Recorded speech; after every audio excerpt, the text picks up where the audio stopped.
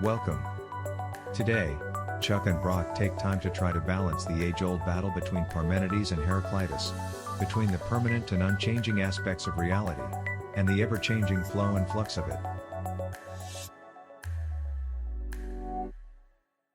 No, I think you did. I think you've laid it out very nicely, and I appreciate that. There is, I think we sometimes have a tendency then to not even consider how we might make proper use of concepts that people have come up with, like Bauman. And so I think what you've done here is recognize that there is something to what Bauman is saying that can be useful and appropriate, but that Bauman has taken that and gone in a direction that is inappropriate. And so we want to reject that, but we still want to look at, is there a way to deal with those? Can we put ourselves to some extent in the shoes of those who criticize us? And in thinking about their criticisms and where they're coming from in their critique, how might we respond? And how might we respond in language that they can understand? And I get that we're not always going to be able to do that, but I think there is some value to at least trying. And in fact, sometimes even when it's not successful, your chess partner who defeated you,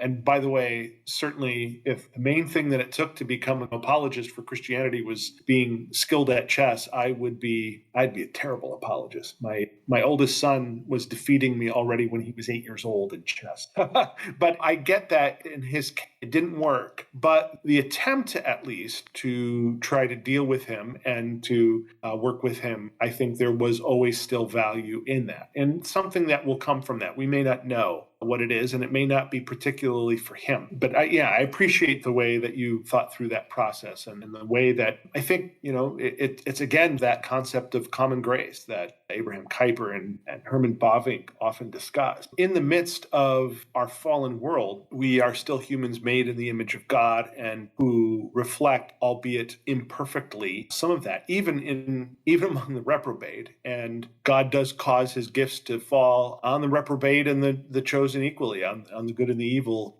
equally. Maybe that the rain falls on the evil just as it does on the good. And I think there is some use then in reaping some of that harvest, even if the reprobate are unable to ever reap that harvest. So I appreciate how you looked at it. Thank you for your analysis. Yeah, thank you, my friend. There's one other dimension here. I talked about, I hope in a vulnerable fashion, the fact that Christians can overstep and become hagiographic, become nostalgic, and even overstate ideas that relate to a wholesome Christian theology versus sentiment. And the thing is, we have to recognize, and I say this trying to speak nonpartisanly, that non-believers have to investigate themselves for a similar fault. What do I mean by that? Well, before we even get to non-believers, Christians can even do that to each other in ways that are unfortunate. So, for example, the conventional wisdom in most of my circle, Chuck, has been that Calvinists don't believe in free will while their opponents do believe in free will. And that's, first of all, not true. Calvinism holds to a robust moral agency, and yet that's the conventional wisdom. And so we need a liquid Christianity to adapt against overthinking, against misunderstandings, and against partisanship. And it gets worse, against demagoguery. So we can see that Christianity has been largely cast by modernity, by some of its most caustic critics. Christianity has been cast in very aggressive ways that are really cartoonish and inaccurate. One example, I'm on a social media forum where believers and non-believers interact, and it almost comes out like clockwork. A non-believer will bring up the point that Christians who believe in a young earth and flat earthers share similar ideas that are pseudoscientific, that are untenable, that both ideas are equally wrong, let's say. And that's, of course, an association fallacy, but it's also a part of the apologetics course. And so I think believers have to be ready to think about that and ready to deal with those kinds of partisan objections. And so every now and then those ideas sort of catch and take hold in society. So you go into society today and you ask just average people, what is Christianity? Do you get people speaking about Christianity with the same esteem that they have, for example, for scientists. And I think maybe when I was young, Christian ministers were really held in high regard in many places, generally being made up of very learned men. And that's very hard to see today in the culture. And that's because there is this demagoguery, this painting that makes Christians seem intellectually foolish and backward. And so you can caricaturize and you can demonize people. And I think I was very surprised, Chuck, that demagoguery had such a big role to play. We talk about cancel culture in the contemporary scene today. As someone who is committed to not canceling anybody, to have the act of cancellation used against me or against my tribe, let's put it that way, is really discouraging. And it's even more discouraging to find out how successful it has been. So not even just as a Christian, but as a conservative in America, which is definitely how I see myself, and have been described in these terms that are just abhorrent and representing the worst kinds of evil and really ostracized. And I think what has taken me by surprise is how effective it's been. I never thought that I would lose as many friends as I've lost simply for being conservative and simply for being Christian. Now, I don't want to make me a victim here to any great degree in comparison with other folks who have lost much more, but I've really been surprised. I really had this idea that the culture wars would really be a marketplace of ideas where the cream could rise to the top and scholarship could win, as opposed to, Chuck, you're a competitor in the marketplace of ideas, and you just go around telling everyone else that my milk is sour and the great effect that it has on my business. And so that's the other aspect of it. If Christians can be hagiographic, if Christians can be nostalgic, so too critics can be partisan and even demagogues.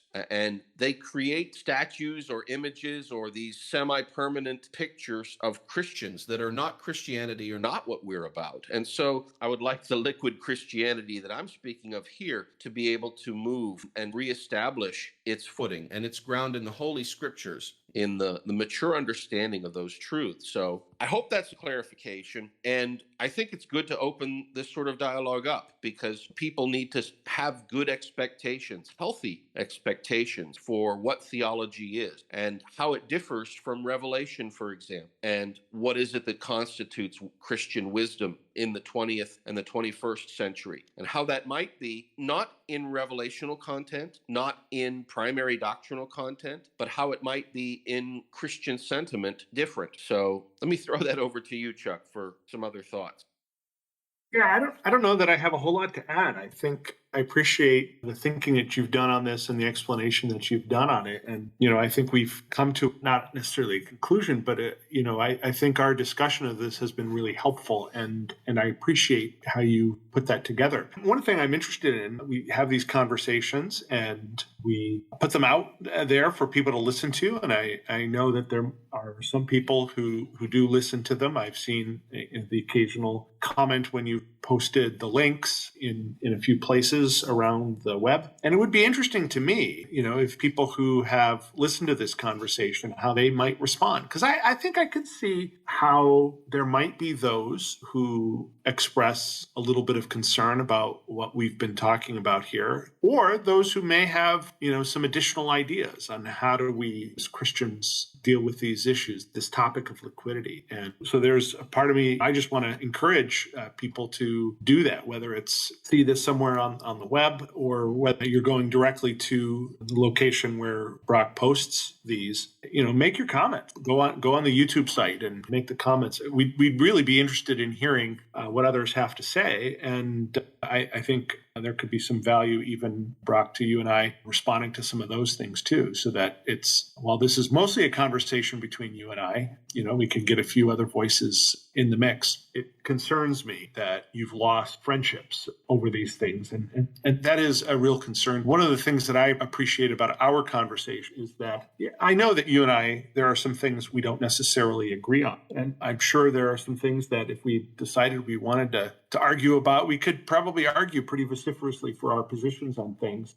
But we've decided that what we really want to do here is to be positive and to build up. And even when we might think think differently about an issue, to do so in a way that's constructive, so that each of us can think about what the other has to say and others can think about it, and so that we can build on that. And I appreciate your willingness to do that. It is not, even unfortunately, even in the church, that is not something that always happens. And I just had an experience yesterday where I wasn't in the conversation, but I was overhearing the conversation. And, it was unfortunate that in the end, despite the fact that the two people who were discussing came to a point where they understood that the vast majority of what they were talking about they agreed on, but there was one particular issue that they could not agree on. And unfortunately, one of the people basically had condemned the other as, well, you can't possibly be Christian because on this, what I think is a secondary issue. Obviously, he didn't, but the person that he was arguing with also thought it was a secondary issue, meant that he was unwilling to fellowship with the other person. There's a reason there's denominations. I don't think the denominations are evil, and there's a place for that. But then there ought to also be a place for those, for where we come together rather than condemn each other. So yeah, that's just a long way of saying I appreciate the way that you handle these things, and it really makes for good conversations. So thank you, Brock. Thank you, my friend. It is an honor. It's an honor to have these wonderful discussions. Thanks for your feedback on this topic. I think we'll have to not try to top it next time, but I love how these less structured times also are so fertile. And thank you for being a great discussion partner.